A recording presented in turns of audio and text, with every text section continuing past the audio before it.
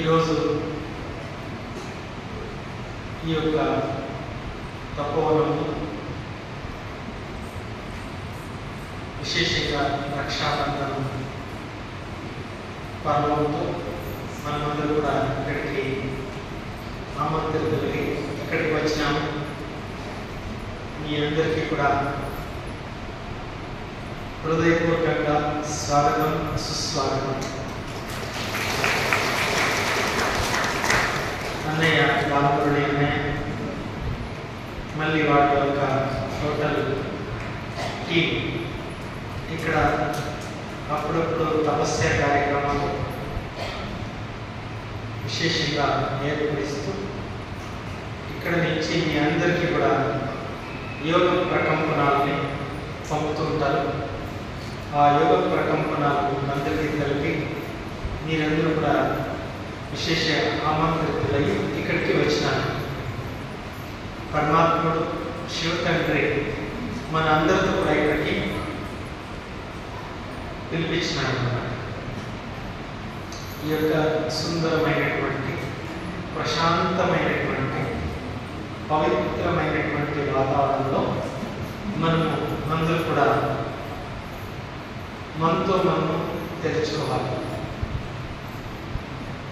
మీరు ఇక్కడికి వచ్చేది గాడ్లే యూనివర్సిటీ ఈశ్వరుని యొక్క విశ్వవిద్యాలయంలో వచ్చినారు. ఈ విశ్వవిద్యాలయంలో కోర్సెస్ ఉంది. ఆ కోర్సెస్ చెప్పాలని నాకు ఇక్కడ పెద్దలు చెప్పినారన్నమాట. ఇక్కడ మీకు చూపిస్తున్నటువంటి కోర్సెస్ మొదట పరమాత్మ శివ తండ్రి బ్రహ్మ బాబాకి ఇచ్చినారన్నమాట. సాక్షాత్కారం ముఖాంతరంగా దివ్య దృష్టి ముఖాంతరంగా వాళ్ళకి ఆత్మ సాక్షాత్కారాలు అన్నమాట. ఆ ఆత్మ సాక్షాత్కారం గురించి ఈ ఒక చాట్లో మీరు చూస్తున్నారు. మనమందరూ కూడా ఒక్క నిమిషము మనతో మనం అడుగుతున్నాము, నేను ఎవరు? అందరూ అడుగుకోండి. నీతో మీరెవరు? నీ పేరు అడుగుతాం లేదు, మీ శరీరం గురించి అడుగుతాం లేదు, మీరు యావన్నిగా వచ్చినారో అది అడుగుతాం లేదు, మీరెవరు అని అడుగుతున్నాను. ఏం ఆన్సర్ వస్తుంది?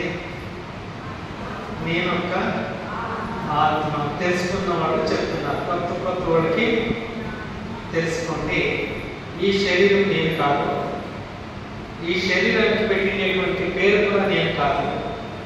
ఈ శరీరంలో ఒక చైతన్య శక్తి ఉంది, దాన్ని ప్రాణము అంటారు, ఊపిరి అంటారు, ప్రాణం అంటారు. ఆ ప్రాణంలో 3 శక్తులు ఉన్నాయి అన్నమాట. మనస్సు, బుద్ధి, సంస్కారం. ఈ 3 చేసి అయినది ఆత్మ. నేను సైలెంట్గా ఒక జాగాలో శాంతంగా ప్రశాంతంగా కూర్చున్నా కూడా నీ మనస్సు ప్రశాంతంగా ఉండదు. అనేక ఆలోచనలు వస్తూ ఉంటాయి అన్నమాట. ఏమేమి ఆలోచనలు వస్తూ ఉంటాయి చూసుకోండి. ప్రతి ఒక్కరు కూడా ఏమేమి ఆలోచనలు వస్తాయి? ప్రతి ఒక్క మనిషిలో కూడా 4 ప్రకారాల యొక్క ఆలోచనలు వస్తాయి. ఒకటి శుభ ఆలోచనలు. పేపర్ పెన్ ఒకటి రాసుకోండి, లేదంటే బుద్ధిలో రాసుకోండి. బుద్ధిని ఒక డైరీ అక్కడ రాసుకోండి. 50 ఆలోచనలు వస్తాయి, శుభ ఆలోచనలు. మళ్ళీ పనికి వచ్చేటువంటి ఆలోచనలు, పనికి వచ్చేటువంటి ఆలోచన. కర్తవ్యం గురించి మీరు ఆలోచన చేస్తారు, పనుల గురించి ఆలోచించారు, మీ యొక్క జవాబుదారీ గురించి ఆలోచించేస్తారు. దానికి ఏం చేస్తారో ఉపయుక్తమైనటువంటి ఆలోచన. 3వది వేస్ట్, పనికిరాని ఆలోచన. 4వది చెడ్డ ఆలోచన. వస్తాయి కదా, అందులో అనుకోండి 4 ఆలోచనలు వస్తాయి. ఈ ఒక సత్సంగంలో వచ్చేదానించే మనకి పాజిటివ్ థాట్స్ జాస్తి వస్తాయి అన్నమాట. యూస్ఫుల్ థాట్స్ జాస్తి వస్తాయి, ఉపయుక్తమైనటువంటి ఆలోచనలు జాస్తి వస్తాయి, శ్రేష్ఠ ఆలోచనలు బాగా మన మనసులో క్రియేట్ అవుతాయి. కావున మనము మన మనస్సుని పరిశుభ్రంగా పెట్టుకోవాలి.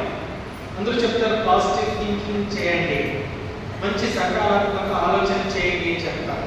అయితే ఎట్లా సకారాత్మక ఆలోచన చేయాలని ఎవరు చెప్పరు.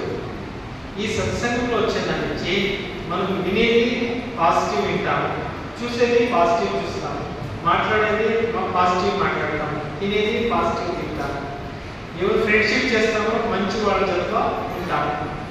సో దట్ మనస్సు ఏమైపోతుంది, ప్రతిరోజు శుద్ధమైపోతుంది.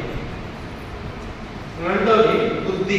బుద్ధి అంటేనే మనకి టెంపుల్లో పోతాం అనుకోండి, భగవంతుడితో ఏమనుకుంటారు, భగవంతుడు నాకు మంచి బుద్ధి ఇవ్వు. నీ జతలో పిల్లలు వచ్చింటారు, వాళ్ళకి కూడా ఏమనుకుంటారో వాళ్ళకి కూడా మంచి బుద్ధి ఇవ్వు. నీ ఇంట్లో ఇంకా ముందు వచ్చింటారు రిలేషన్స్, టోటల్ కుటుంబమే ఎక్కడ ఉంటుంది, పరివారమే ఎక్కడ ఉంటుంది, వాళ్ళకి గురించి మీరేమడుగుతారో భగవంతుడి దగ్గర మంచి బుద్ధి ఇవ్వు అని అడుగుతారు. అవునా లేదా?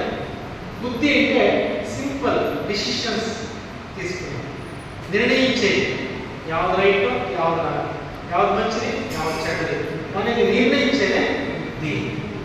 నెక్స్ట్ సంస్కారం. సంస్కారం అంటేనే మనం చూసింది, మనం వినింది, మనం చేసింది రికార్డ్ అయిపోతుంది.